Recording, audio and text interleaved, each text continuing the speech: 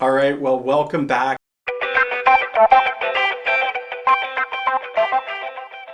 Last week we just had my dad. He was sharing his story, his journey through investing. A lot of you already know my story, or you know my current situation and how I invest.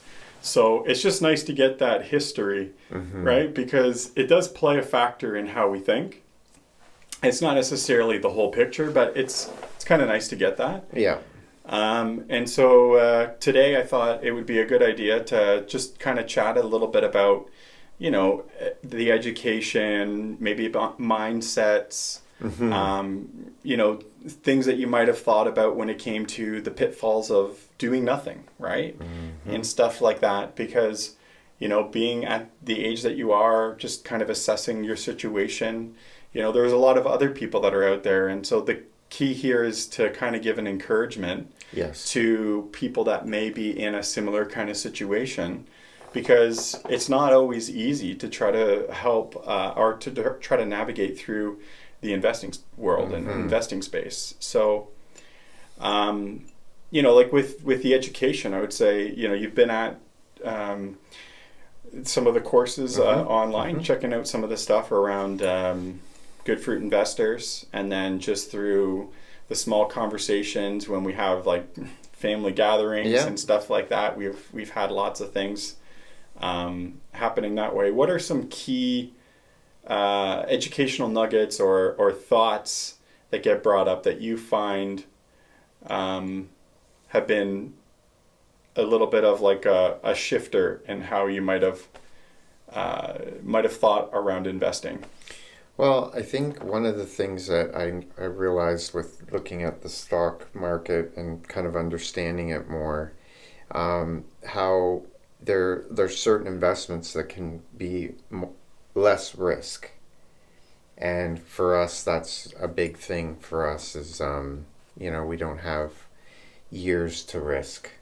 And when we're squeezing the queen, well, now the king, so tight, his eyeballs are popping out because we have to be so careful with our dollars.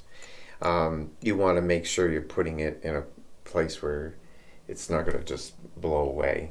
Yeah. So understanding that ways certain investments are structured so that there are risk components in it, and then there are ones that aren't, and it balances it out. And so it's, it's got some safeties, and just understanding that more, and that helps when you're going to put your money into something.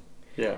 And then another thing too was, I know that you had a conversation with like a financial advisor where you're just like, look, we don't want the bias of you're going to, if I have to give you all this money and then you get a percentage of it. You just simply gave a chunk of money to somebody who they have a flat fee, and they kind of go through like a whole financial plan with you. Yeah. So there's a whole process involved in that. Did you find that was kind of useful as well too? Yes, definitely, because it helped you map out, like he mapped out till we were like 95, and we did different scenarios, like if you did invested this amount, if you didn't invest, and what would you have to draw upon in terms of government subsidies, and all of the different things that would play into, and then if with our house, different scenarios there. So we were able to see that even if we invested a smaller portion, the difference it would make, and it wouldn't be a huge amount to us that would take away from our lifestyle, but it made a difference. And so, I think the bigger thing is carving out a portion that you can do for that, and I think everyone can. It's just you've got to make it a priority. Right. And I know that just like earlier in a previous video, I was sharing specifically about those mindsets that people have where there's all this fear, and there's these different thought patterns that we have that kind of are the things that are the gates to stopping us from just like opening up and getting into the investing in general. Yeah. And so It's difficult because it's like if you bump into the wrong kinds of things, then the walls go up a little bit more.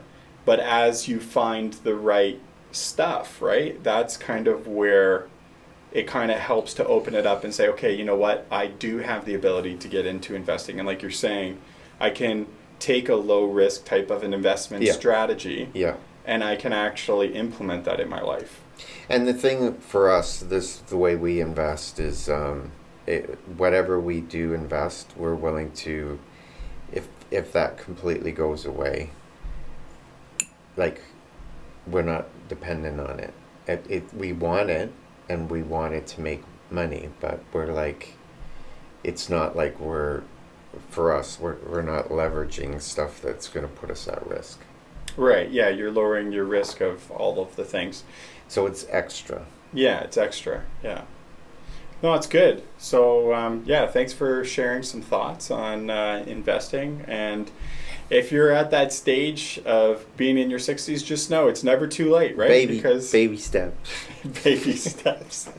Yeah, right? Because when you look at some of the time frames that you were starting to invest, right? It's never too late. No. There's always a little bit that you can do, right? If you're younger, obviously it's going to have a larger impact. And it pays impact. off, a lot.